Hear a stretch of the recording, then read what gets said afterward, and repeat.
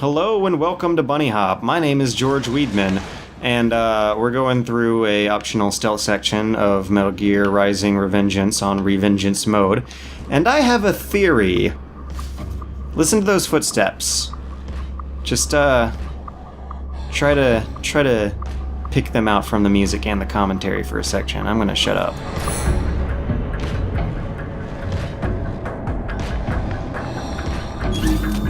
You know what they sound like? I think I have a pretty solid idea of what the Foley guy used to record these footsteps that the gorilla monsters make. And I think it's a b-ball. It sounds an awful lot like a basketball or something. You know, kind of add a little bit of a metallic edge to it. Give it some mild distortion, and you have a big, chunky, inflated-looking robot walking across almost any surface.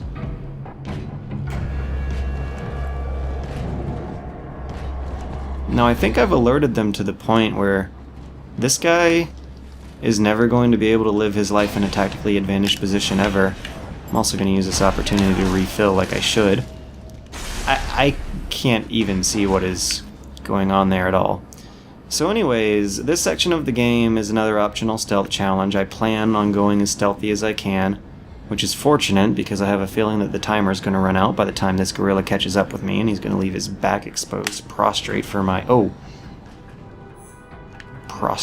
stabbing. So I remember a few episodes ago I mentioned how this game didn't really get off the ground until Platinum started their collaboration with them, with Kojima Productions, to complete a game project that they had been having trouble creating levels for. It was originally supposed to be a stealth game and not a character action game, and it was Platinum's forte to make a character action game. It was originally supposed to be set in between Metal Gear Solid 2 and 4, but Platinum decided that they wanted to have some fun with the timeline placement and the canon of this game, and Koji Pro let them get away with setting it in a different place than it was usually intended to be. They also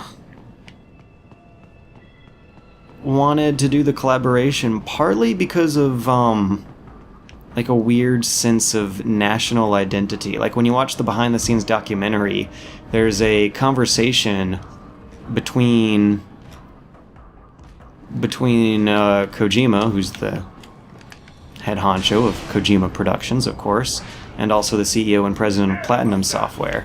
And they're both like laughing and giggling and having a grand old time talking about how Japanese games used to be a measure of quality.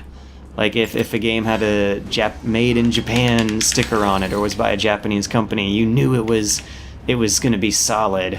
And after the tsunami and earthquake disasters of March 2011, they kind of felt the need to improve the conditions of the Japanese game industry a bit. So this project not only came about as the result of Kojima Pro wanting to finally get a troubled development of their own off the ground, but also weirdly kind of stroke the developer's own patriotic sensibilities and finally finish it as a symbol of industrial ingenuity and perseverance, which I thought was interesting. I'm not dealing with that. So, another reason that this game got off the ground and came to become the product that it became is that Platinum was given the freedom to create it in their own signature style. And, of course, their own signature style is over-the-top spectacle action craziness. You'll notice in Metal Gear Solid games, despite the over-the-top Japanese insanity that oftentimes goes goes on in those games. The characters in the cutscenes move with a fair deal of depicted realism. Like, you notice it a lot of times when grunt soldiers, who aren't one of the main characters in the game, is cocking a gun or preparing some kind of weapon. They really go through the motions of moving and tinkering with every single moving part of some kind of gun to a degree of meticulous realism that you don't see in this game. Platinum style is, of course, to be as stupidly unrealistic as possible. And in order to let them carry that wondrous legacy on in a Metal Gear game, they created the Metal Gear Ray boss fight that you see in the very beginning of this game as a sort of demo for Koji Pro to show off what a high energetic and enjoyable spectacle it can be having one item of the Metal Gear Solid universe, which is a cyborg ninja taking out something that they should not technically be able to take out given the rules that are governing this universe, which is a Metal Gear Ray. And like probably anyone who actually played the game for at least that opening 10 minutes, Kojima was like, this is awesome! It would appear your only way you secure about those do not sure. Remind right. So because of that, we get some crazy Platinum characters who were developed by Platinum and not by Koji Pro. Because, like I said, Koji Pro actually gave Platinum a hell of a lot of creative license once they decided that their style was cool and that they knew what they were doing. Because they know what they were doing. Platinum is quality. So there's a grad up here.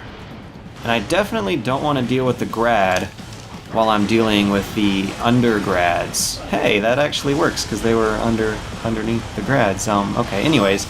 Oh my god! Oh, geez, you really can't stop for a second while you're dealing with these guys. One rocket is one health pack. Okay, whatever. Just focus on that leg for easy damage.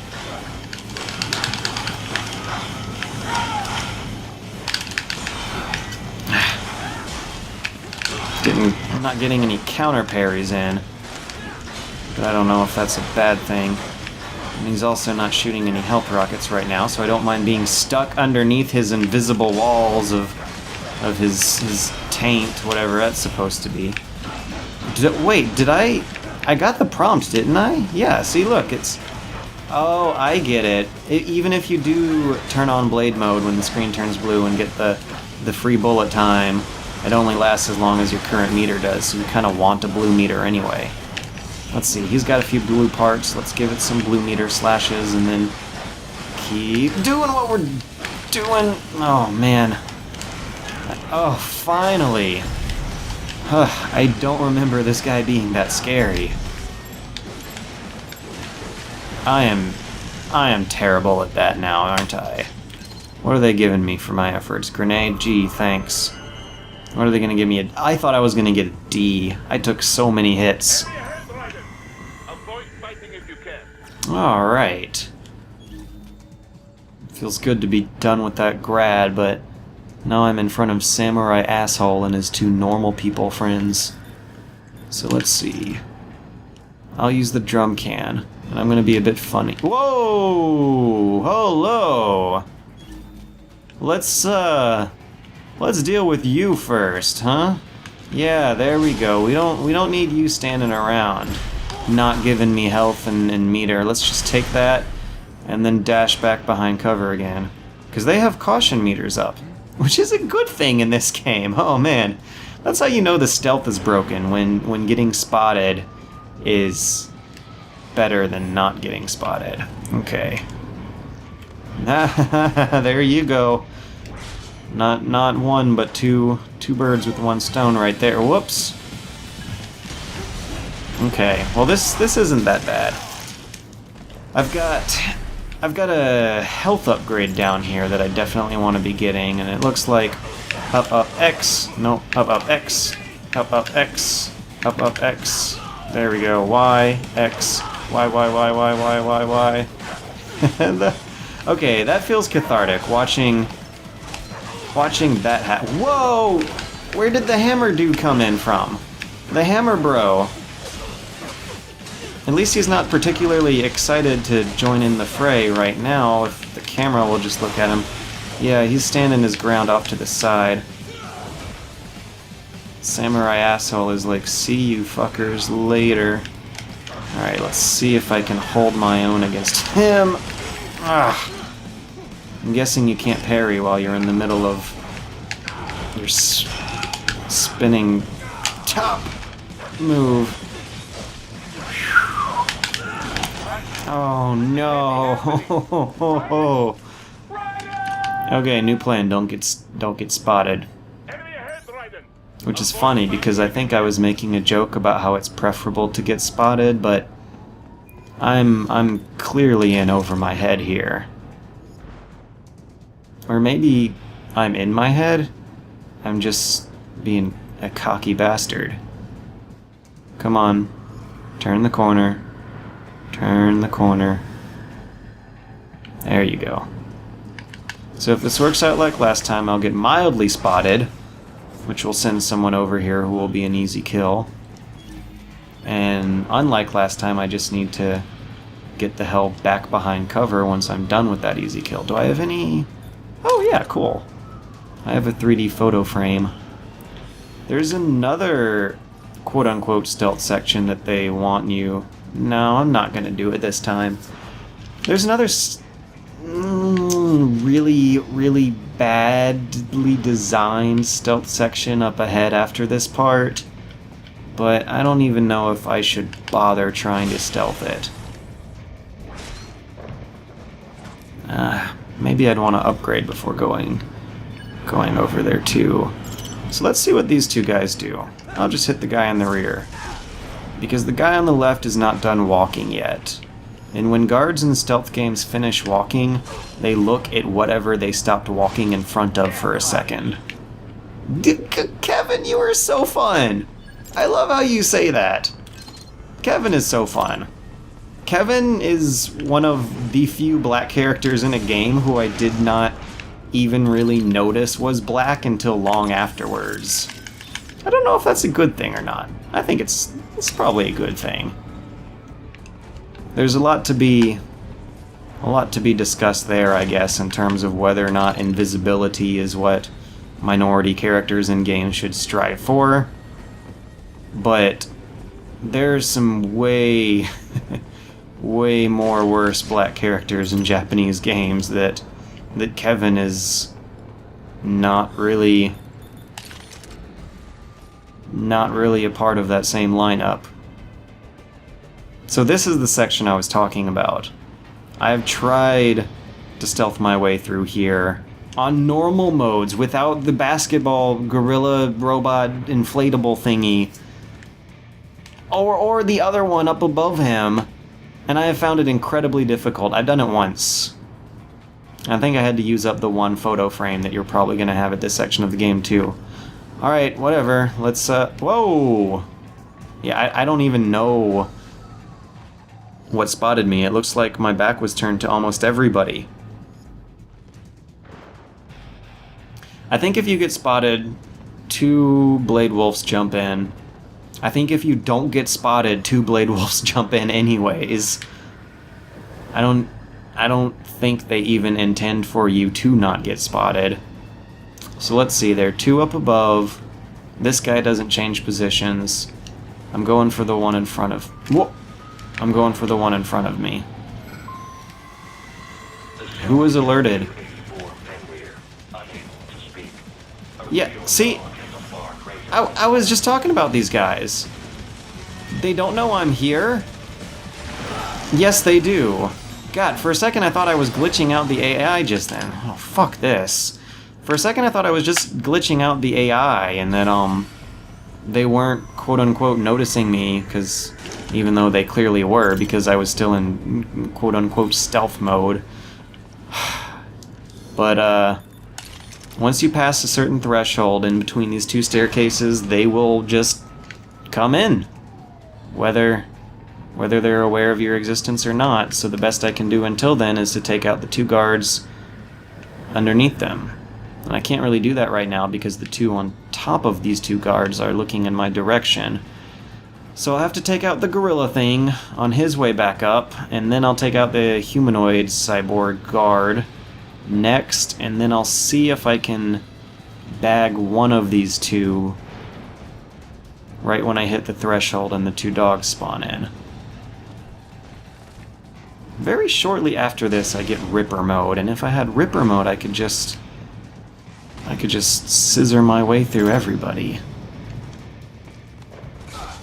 That's a fun Thursday evening, is scissoring your way through people, right? Are these guys about to turn around? No. I'm gonna wait until they make another pass. I'm crossing my fingers that they get low enough for me to at least take one out while still inside the safe zone. I'm gonna draw an imaginary line here.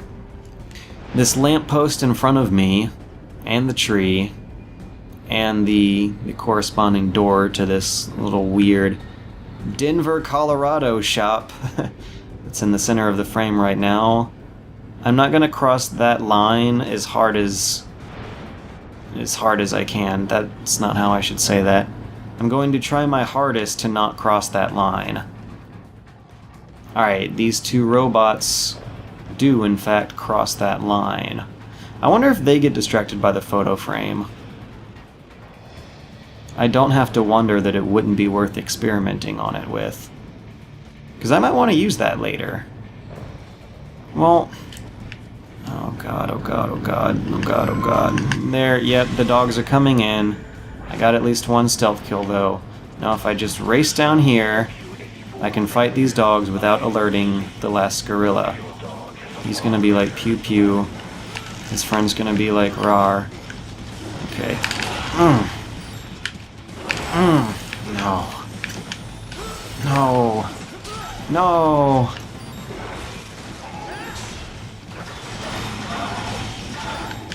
I feel like the other one's charging up the projectile, but no. Oh my gosh. And it's all because I missed those perfect parries.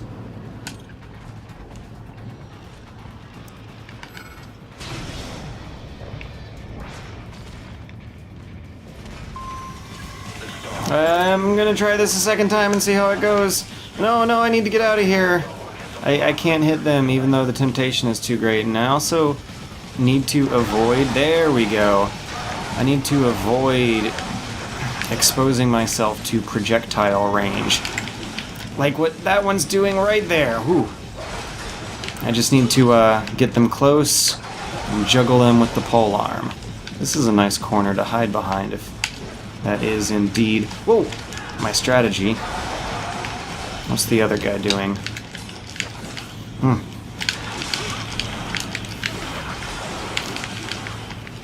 Whoa! No, he's charging. Oh, no.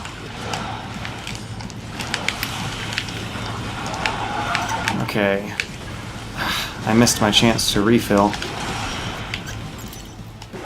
I was really good at countering that attack at the actual Blade Wolf boss, but apparently not so much here. Maybe it's just these 2 days of not being able to catch up on the game. At least I got his Gatorade. Yes, electrolytes. Alright, now this guy should be a pinch. Yep, his back is right towards me. Now that wasn't so... Oh my god. No. For a while that wasn't so bad, now was it? Yep, once you get the polearm, the game is significantly more rigged in your failure. In your favor. You can just easily juggle people around corners, and a lot of them can't resist the sheer power of the polearm. Wait a second. There we go. Now I can move on. Oh yeah! And this is the part of the game where they like reveal the grand scheme of the story. And I can't slash any of these signs, but that's okay. I still can't stand though how it restricts your control so that characters can have just enough time to say what they need to say, because they can't do that during a cutscene or a text bubble or something. Has voice acting contributed to the decline of storytelling in games? Because now you have to deal like that. Like if this was 16-bit, that would have been a speech bubble that I could have just blasted through, and I wanted to blast through it because I'm doing a second, third, 8th, 12th, whatever, how many times run this is. It's a replay. Replays are usually given generous options for speeding things up. Also, like, slap me if I get hit hard here and lose a health pack, because I'm going to want these 2 health packs for the upcoming boss battle. I think I ought to be good. Yeah, alright. Now that was it, right? B. Aw. Oh, no, I did take 1 rocket, didn't I? Oh, well. We can't all be A's or S's. Alright, so this is kind of sort of a callback to that section in the very beginning of the game where you suddenly become a pitiful old man fighting against Sam. Because Sam just showed up again and made you a pitiful old man again, and you're at the halfway point at the game and not the end of the game where you actually beat him, so it's kind of reinforcing not how much physically stronger he is than Raiden this time, but maybe how he might be mentally stronger? Because right now, Raiden is racked with guilt that he's so good at chopping people up. Which, again, I don't know if it's just because it's Japanese, but I feel like if this scene was played, not necessarily played in a similar way in a Western game, but if the same themes were explored in a similarly popcorny video game in an American game, it would be a little less tolerable. I mean, it's already kind of intolerable, because like I said, I hate any parts where I can't just tap buttons and skip through it really fast on a replay.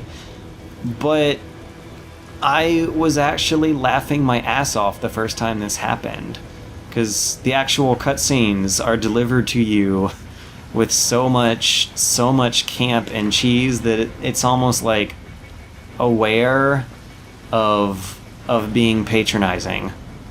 So we're gonna get our ass kicked one last time, and then once that is over and done with, one of my favorite, very, very most favorite parts of this game is going to begin. I just have to deal with the game breaking its own rules in a flaccid display of incompetence and hatefulness towards the player. Wait, am I supposed to die here, or am I supposed to at least try? Well, I guess we'll find out. Oh yeah, I'm supposed to die. See, it's hanging at 0.1%. Because in the past, I think I've managed to slash away a few of these guards with Raiden's weak, pitiful old man slashes, but it doesn't matter, because once some invisible timer I'm not looking at, some bullshit timer ticks down, the cutscene will begin. I guess. Yeah, there he is. There's Sam. Alright, well, next time. I am really, really freaking looking forward to next time. Because next time is best time. It will be the best time.